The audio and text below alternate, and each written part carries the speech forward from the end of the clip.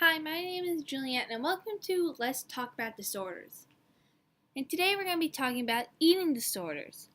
There is a common belief that eating disorders are a lifestyle choice, but actually, eating disorders are serious and often fatal illnesses that can cause severe disturbances to a person's eating behaviors.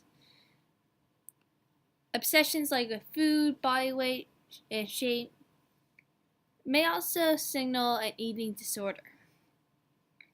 Common eating disorders include anorexia, bulimia, and binge eating disorder,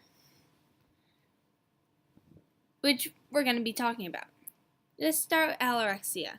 People with anorexia may see themselves as overweight or fat, but even when they're dangerously underweight, people with anorexia typically weigh themselves repeatedly, severely restrict the amount of food they eat very small quantities of certain foods.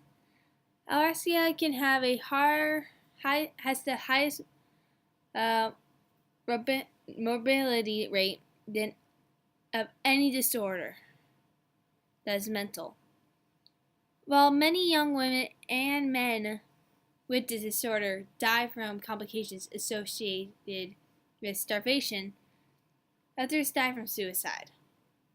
In women, suicide is much more common in those with anorexia than other mental disorder.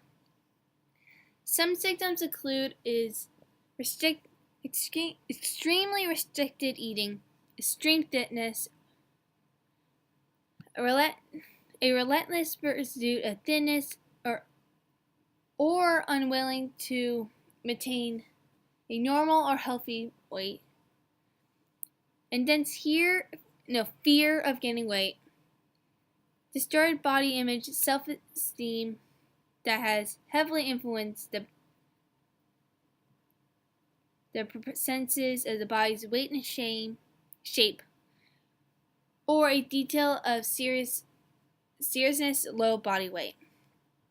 Some other symptoms that could develop over time include thinness of the bones, a mild anemia, and muscle waste and weakness, muscle wasting, brittle hair and nails, dry yellowish skin, growth of fine hair all over the body, severe constipation, low blood pressure, slowing the breathing and the pulse, damage to the structure and functions of the heart, brain damage, malnourished failure, drop in internal body temperatures causing a person to feel cold all the time, lethargic, sluggish, or feeling tired all the time, infidelity, and yeah.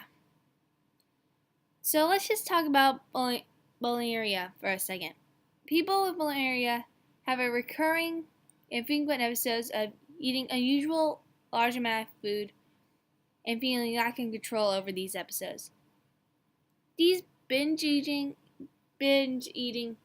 followed by behaviors that compensate for overreacting, such as forced vomiting, excessive use of lactants or diuretics, fasting, excessive exercise, and a combination of all of these behaviors. It's unlike anorexic, people with bulimia usually maintain what's considered a healthy or relatively normal weight.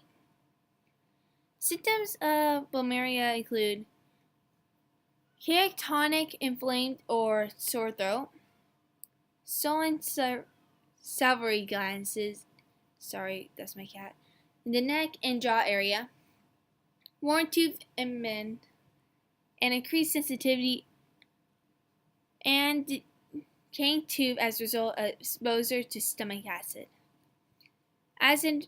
reflux disorder, and other gastroenterology. I can't pronounce this word. Sorry, gastroenterology. Something that relates to gastrointestinal.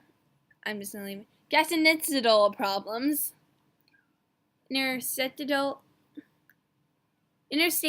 distress or irritation of lactic abuse, severe dehydration from puking fluids, electro imbalance, either too high or too low levels of sodium, calcium, potassium, and other minerals, which can lead to a stroke or a heart attack. Lastly, binge eating. People with a binge eating disorder can lose control over his or her eating. Unlike bulimia, periods of binge eating are not followed by purging, excessive exercise, or even fasting. As a result, people with binge eating disorder are often overweight or obese. Binge eating disorder is a most common disorder in the U.S., which I'm from. Symptoms include eating a large amount of foods at a specific amount of time,